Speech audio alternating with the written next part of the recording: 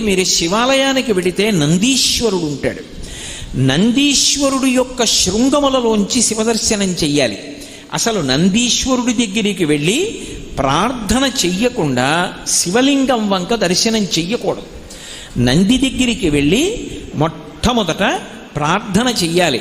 ఏమని అంటే, నందీశ్వర నమస్తుభ్యం సాంబానంద ప్రదాయక మహాదేవస్య సేవార్థం ఆజ్ఞాం దాతుమర్హసి అని అడగాలి. అనుజ్ఞాం దాతుమర్హసి.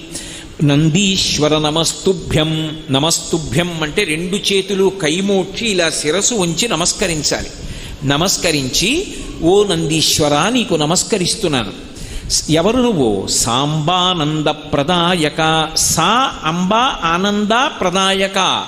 అమ్మతో కలిసి ఉన్నటువంటి శివుని యొక్క